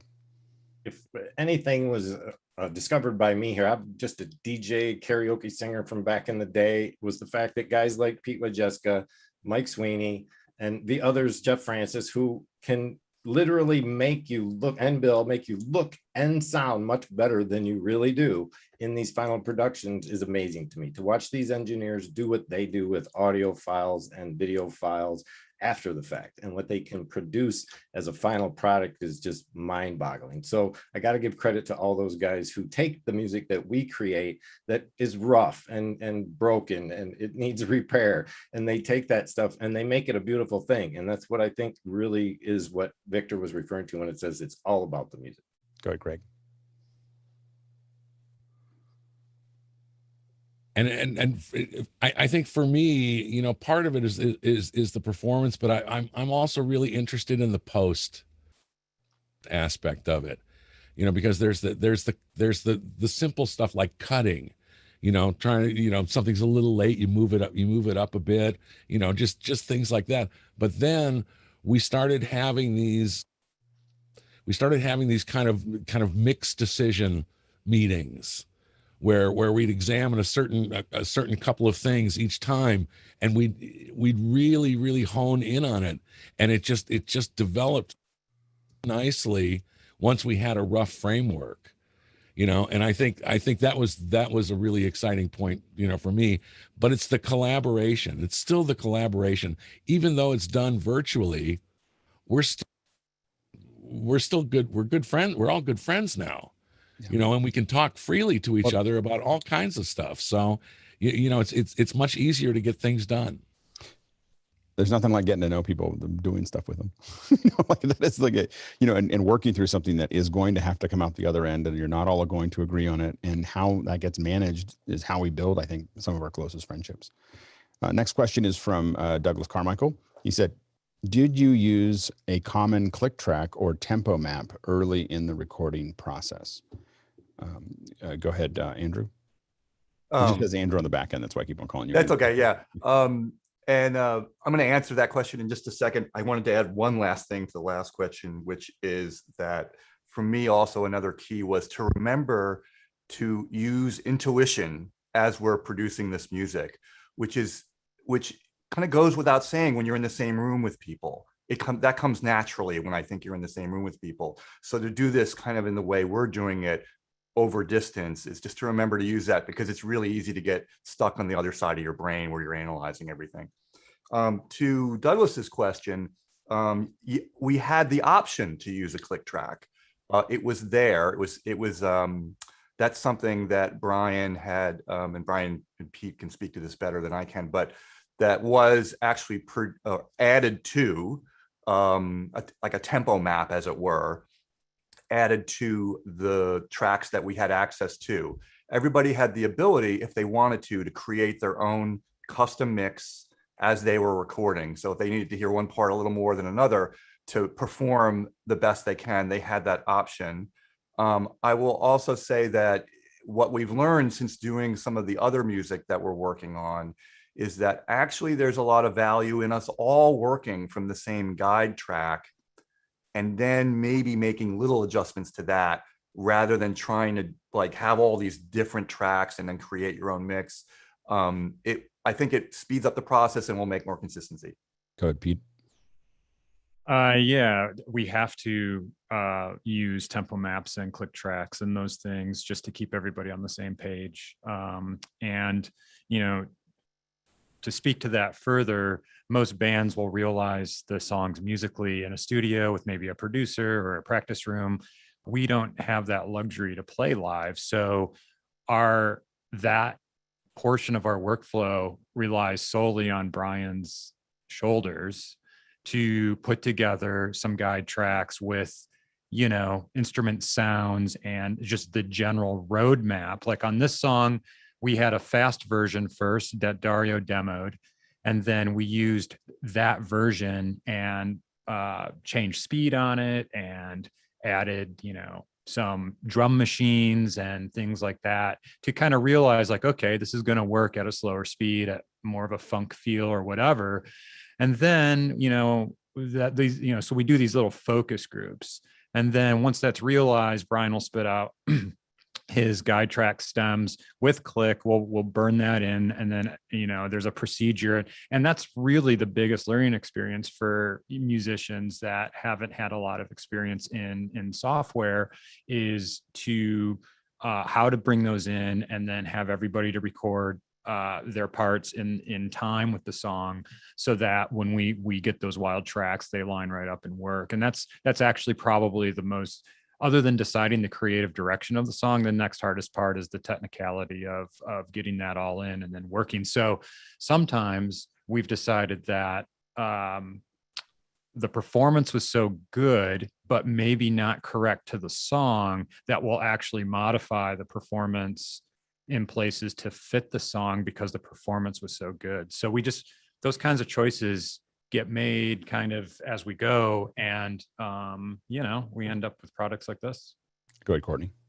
I think it would be interesting to those of us that if we could hear the guide tracks that are not members of the band, if we could make the guide tracks available for us to listen to hear what the original musicians are hearing and basing their performances on. Yeah, that'd be great. I don't know if that can be posted along. Really interesting to hear those. And one curious, did you have any temptation to, like, once you heard the song, I was like, well, I would have done the drums differently, or I would have done my bass differently if I had heard the song that way. I would have. Did you ever have any temptation to retrack it, to record that whole take again, because you're responding to what I could imagine that could last forever? You know, like, well, if you change the bass that way, then I would do the sax different way. But go ahead, Jeff. I mean, a lot of us, I know for me, I recorded kind of, I sat down with Brian's track and my bass and started going through and just developing ideas. And then I cut a track and sent it to Greg just to get his feedback on it as producer, and he gave me some pointers about what he wanted, and where I could be busy, or where I could start out the song less busy and more just whole notes, and so then went back and tracked kind of what became the final version. So definitely that kind of stuff went on. Yeah, go ahead, Brian. Yeah, as soon as I think Jeff's was the first real track that came in on top of the MIDI guide tracks, and I mean, for me it changed everything. But then the other part is, as an arranger, I wasn't hearing sax lines in there, I wasn't hearing the synth solos in there, and Victor just he took it someplace on his own in responding to what that guide track was, and then now all of a sudden there's room for these other things. So it's everybody bringing their own bit to the guide. The guide was foundational, but it didn't prescribe the whole thing. I go with Dario. Yeah, it was the same for me too. I had almost forgotten that I had recorded that scratch track for you guys all the way at the beginning.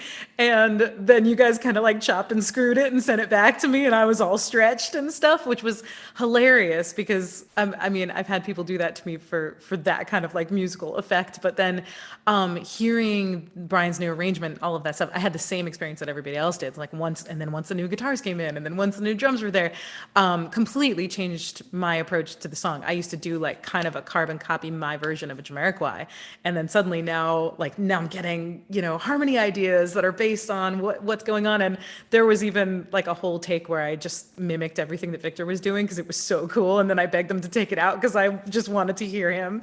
But yeah, I think that even though we were remote, we really inspired each other and responded to each other's cues in the same way that we would if we had been in the room. It just, like everybody said, it was kind of stretched, but I don't think that I even found that to be less thrilling than being in the room with somebody. In a weird way, it became more meditative, and I think gave people a chance to morph and change things even more than maybe it would have if we had been like getting ready for a quick gig on a weekend or something.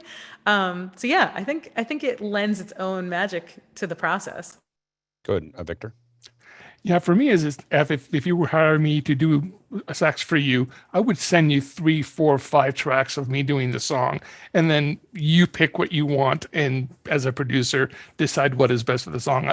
It's the same thing that I did here. I get my emotion out, a couple of different versions, and then just let the rest decide. Also, hey, Leland, do you have that how it was made video available to play for us today? I do. Let me get it. I'll get it ready for. We're done So, here. Alex, whenever you want that, let us know. Okay. Yeah, absolutely. And Andy? It's short.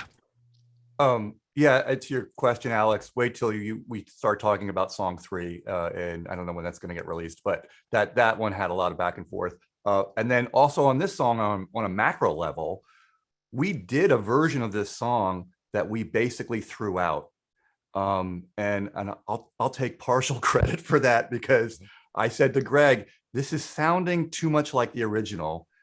Let's try slowing it down. And Pete and I woodshedded that before we presented it to Greg. And then we had a discussion with Greg, and I'll let Greg take it from here. Go ahead, Greg. Well, it's like in motion pictures, there's a theory that there's 3 scripts. You write, the script that you shoot, and the script that you cut. So this is a classic, a classic case of just that. We can't, we originally had this idea that, we would kind of song, but instigate this kind of second line New Orleans feel. Ran it by Daria. She's like, well, okay, but then she sang over it, completely cool, and she's like, oh, that's interesting. So that and we ran with it for a while. Okay, now we're on the script that we shoot, and we're shooting it, but it's not quite coming together. And then we get to the cutting it, and it isn't coming together. And so fortunately, I think Andy was primary in cutting the line when he said, yeah, this is really starting to sound too much like the original. And we couldn't get that feeling out. Right. Okay. So, sometimes you just have to scratch and move over. But fortunately, these guys are coming up with plan B. That's great. So it is a collaborative effort. It is people thinking about this kind of stuff all the time. So that's the cool part. Next question is from Vienna in Australia. What are some of the most challenging things about being in a remote band, and how did you overcome them? Go ahead, Leland. Reading music again. I played the cornet back in high school and was like third chair cornet, but I could read music then. Getting back into the band was like, how do I do this? So it encouraged me to go back to my roots and realize that I can read music. I just needed to read. I had to do it over and over and over again before I could find the notes, find the breaks, find the pauses, know where an actual rest was at in a length of music. So it comes down to measuring, knowing how to count a measure, knowing how to count a beat. It really was good for me to learn that again. Go ahead, Victor. For me, it's being a band leader, project manager for a bunch of people that you're not paying, and that are not beholden to you monetarily. And so that's been a challenge, and it continues to be a challenge, but it's also a lot of fun to be able to have those interactions with every one of you. I will say absolutely that working with volunteers and a lot of people that aren't getting paid is both the most challenging and most rewarding leadership training, because you're not based on they'll stick around because you're paying them. They won't. They'll all leave. You have to create a space, and you have to constantly, you have to get done what needs to get done, but you also have to do it in a way that is empowering, or it doesn't last. It's lasting because they're still here, and so you have to, it's a really, it is the best. Anyway, go ahead, Jeff. I was just going to say, Victor can start paying us anytime. No, we love it. We're doing it for the music and for the love and for the great, people that we've met. The challenging thing, I think, is the frustration of the long timeline. Yeah. It's birthing a baby, and I've never birthed a baby, but I have a couple of kids, so it's a long time. When you work on films, I started working on Star Wars, and it was 3 years from the time I started to the time it was released, and it's a very long terms are crazy. Go ahead, Brian. From the arranger perspective, not knowing what everybody can really do. Oh, I have a bass doesn't mean you can play bass, or I have, a kazoo doesn't mean you can really play a kazoo well. So writing for what you think they can do, or knowing, but we learn as we have done multiple iterations of this one song, and then the first one's like, oh, this person's got chops, or right, their range is limited. So that's a challenge. Yeah. Next question is from Rupert McCrae in Dallas, Texas. In any of the technology that we've seen recently in office hours, second hours, of interest to the remotes? Is there anything that's popped up? Go ahead, Jeff. Yeah, I think the Aloha by Elk is very interesting, that we could maybe actually play together a little bit better than the experiments that Victor, Andy, and I did a year ago. Yeah, Elk looks super interesting. Next question is from Rupert McCrae as well. If the remotes were ever to play together in person, would you live stream your event, and how would you design a great digital first experience for the audience and for the band? Anyone have I know you guys would do it. Like if you get everybody together. Yeah, we'd go right to Alex Lindsay and make sure his production company was the one that was doing it for us, and we'd create a space per everything he's taught us here. I got a stage. You have a stage, so we would love to do that. So any of you millionaires out there that are willing to fund it, we'd love to get together and perform a set for you, and have Alex and his company produce it. This concert by the remotes is brought to you by United. So anyway, go ahead, Andy. Oh, the only thing I'll say is that it'll be great because Pete's going to mix it live. I'll just say that. Yeah, that's right. Absolutely. Next question is also by Rupert McCrae, and it is what is the current range and availability of the remotes? What is the current range and availability of the remotes merchandise? We're getting merch questions. Yeah, that's great. Where's the merch? Do you guys have a store? We gotta for get the merch. There's no merch, is there? There is merch. There is merch. We can provide. There is merch, and there's one person wearing the merch. I know. See, there's merch. So are these limited editions?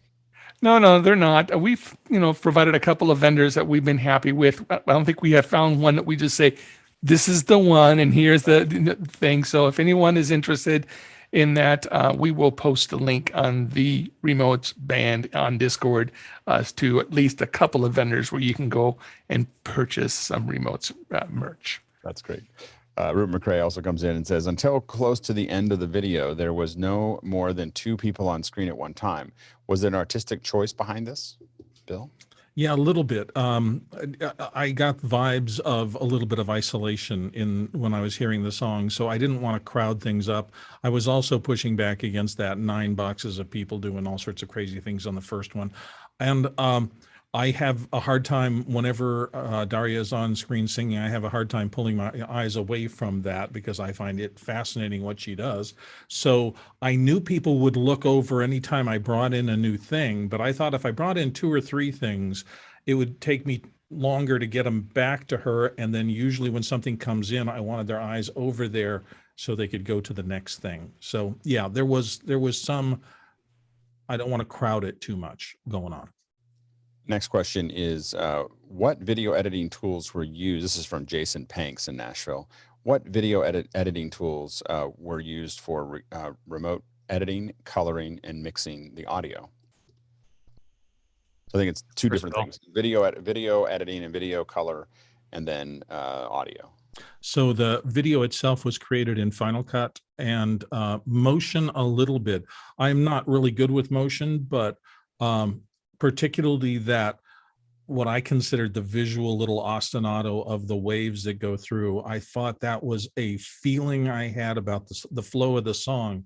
And I really want to thank Mark Spencer and Gabriel, and his name's in the credit, Gabe Spalding, for truly helping me manage to do some of those things and give me some support. That's one of the things that are great about when you do these, you really do stretch yourself out of where you normally are and learn how to do separate things. And I thought that was great. And then color was done in Resolve. Is that right? Color was done, I believe Charles did all the color in Resolve, and him touching up the individual shots that I sent him and sending them back to me made me feel so much better because I thought things did look a little bit rough out of the camera. So he's a magician at that. Good, Pete. How was the audio posted? So it was all mixed in Pro Tools and mastered with Isotope products. But the capture process was whatever anyone owns DAW-wise. And I think we ran the gamut of almost every DAW, probably at least 4 or 5 different ones. And so that's really the learning experience, because most of the time we're all using the same tools. So trying to figure out how we can share things like tempo maps and MIDI information across those DAWs have been, a bit of a learning experience and mostly successful in a lot of ways. So it's nice that there's still these, old kind of technologies that are agnostic no matter where you use them. Yeah, absolutely. Leland? I just wanted to touch on the fact that I am producing video for those who want to come in and join us in the band so that you can understand the tracks that are produced, where to find them once you get access to the drive that's available for the remotes team, and then also how to use various DAWs that you can simply load the click track, load the lead track, and then follow along and record. It's just a simple follow through, but that's why we're here, is to help people learn these new techs that they might not have already used. Yeah, go ahead, Victor. And speaking of Leland, I don't know if this might be a good time for him to play out that how it was made video, if we can let him have screen sharing. Yep, I need screen sharing and we'll be good to go. I think that'll be Stuart. You got to give it to him.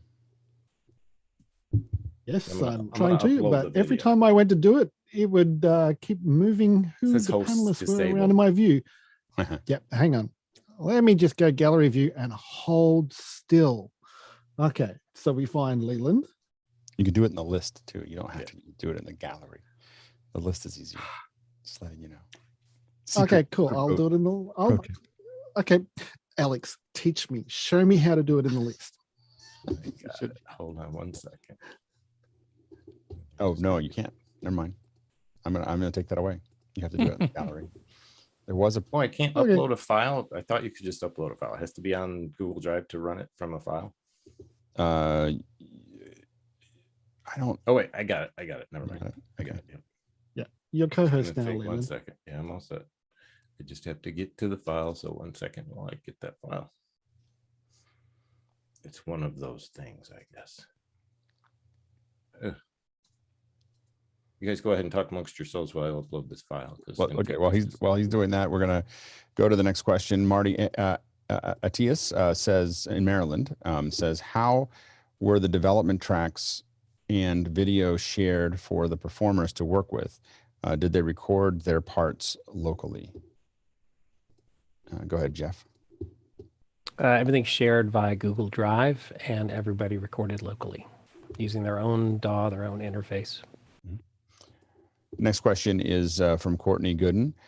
Is the Lijaju pattern in motion graphics at the top of actual representation of the synced audio? And what was used to create the graphics?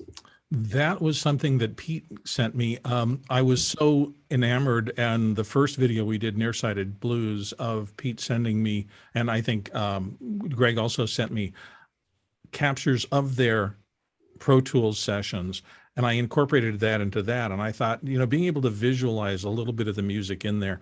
So it is highly processed. The pattern did not look like it does in the video when I overlaid it on top of the stream. So I had to mess with it a little bit. And I don't know whether it's perfectly on sync, but it was the pattern from the song that is organic to the song. Okay, we're all set, everyone. You should see the screen share already. You were talking during the screen share, so that was all everyone saw, but here we go. If you're ready. Yep. It is, so I come down on that rim light a little more. Change stuff, you know, Yeah, go or for it. I guess just more saw or something. maybe that way we'll do No, it no, the not opposite of down what we did. physically. Hello there. Sorry to bug you in the middle of your festivities. It's okay. Sorry, guys. I don't know why I wasn't getting notifications for the other thread. All right. I'm gonna call it take 3. As well. I love this angle. This is working beautiful. If you want to change stuff, you know, go for it. I guess just. So I could give him my whole project and he could play through it if he wanted. That would be great because, I mean, really, Pete and I are... My other thing was the synth solo. I wonder if it could be a little more biting, because it kind of, after the sax. I know, yeah. It needs some distortion on it or something. Yeah, or just more saw or something. I think I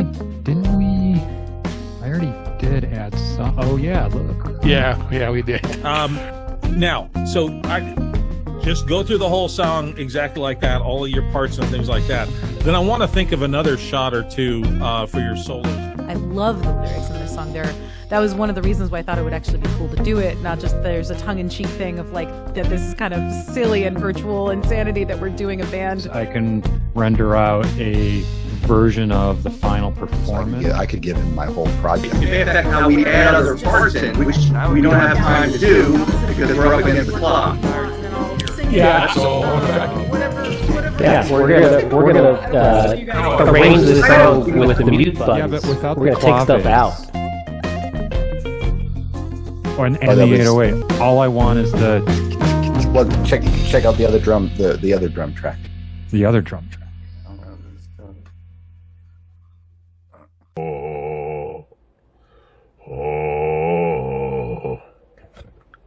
Okay, I hope that's enough, Bill. I know it's not quite cropped, I'm guessing. But I'm trying to get this from the Jeep because that's where I've been lately. I've been in the Jeep. Okay. It's fun. Thanks. Well done, Leland. Yeah. Good job, Leland. Yeah, absolutely. And we are doing those for every song, and we've, you know, as we're recording parts, because we think there's a lot of goodness in people learning from those things. It is virtual insanity when we get together, but the outcome is wonderful. Next question is from Douglas Carmichael. He said, I saw the playout AWS name on the bottom of the screen. How are you playing the video out from AWS into Zoom? Guy? Yeah, so it's just another instance, a G4DN instance, and it's just running 2 apps. One is vMix, and that's where the file got loaded into, and then the other app is Zoom, and they're just connected together, and then I can go ahead and fade in, fade out, and adjust audio level. So, and then it's super stable up there because, you know, redundant power, and then just in case I had if everything went out here, my power and my internet connection, I had my tablet right here ready to still play out. So, and then I had it local here as well, so I can play out if the cloud went down. So I had two ways to play it out. Backup to the backup. Next question is from TJ Asher. Can we get Bill to post the link to Vimeo so that we can watch the video on our end and hear it in stereo? Yeah, I did that about 10 minutes ago here in the chat, and somebody's already commented it sounds incredibly better in the direct link than it does in the show. So go enjoy that. Yeah, no, absolutely. James Babbitt from San Diego asks, hi, Pete. What effects did you apply on the vocals? Maybe automatic double tracking? Nothing was automatic except for using the DAW's tempo to set what delay speeds I wanted. But all those delay speeds, there's like 4 or 5 different delays set at different settings.